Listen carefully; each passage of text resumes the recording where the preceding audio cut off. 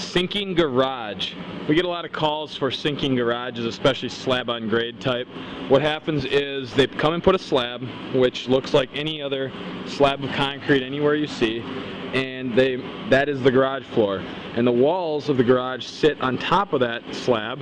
And the way the roof works, I've tried to get out of the sun there, the way the roof works is all the weight is distributed by the roof to the furthest points out. And we all know from teeter-totters that is the strongest point that we could push something down.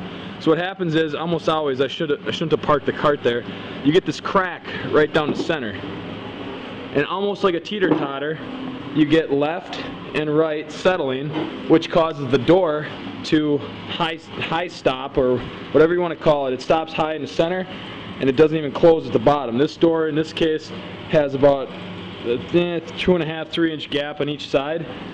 Now this garage is pretty old. You can tell by the architecture of the house it's not new.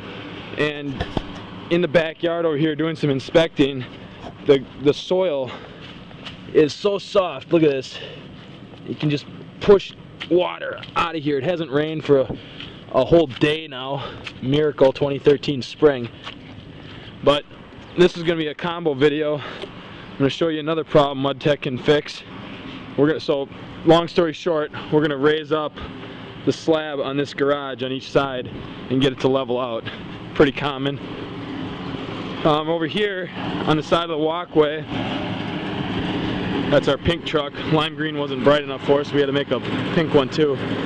Over here, the slab is sunk where it meets the driveway. It makes this little trip hazard, so I got this drilled out for mudjacking. I'm going to raise that up to match.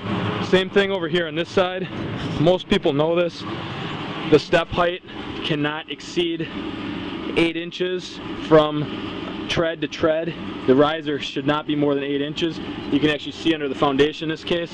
So we're going to raise this chunk of sidewalk up. Those two are actually connected. Just because that joint's there doesn't mean they're severed. Then over here, I'll have to shut the mixer off so you can actually hear. Hold on, I'll just shut the mixer off. Okay, over here you can see they kind of got the culverts filling in a little bit. If you look at this, this is asphalt from the road to the concrete up there.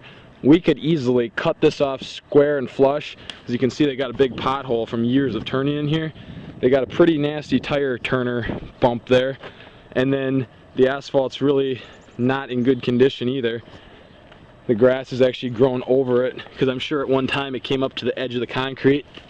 Now the soil and the grass is encroaching on that line. We could easily cut the street and remove from the concrete all the way down and replace with new after you do some new base. And the benefit of that would be obviously appearance. The bump would be gone, and this culvert hump, this is a speed hump that's been created over years of this settling. I'm going to try to, I don't know if that looks as dramatic on film as it does in real life, because this is a good 2-inch grade difference on either side, probably 3-inch grade difference. So we could easily ramp that more gently either direction, so it's a much more softer approach coming in with a prospective buyer to your house you're trying to sell. And if you own it, it's definitely a lot nicer that way too. Alright, if you want to see more work like this, check out mudtech.com.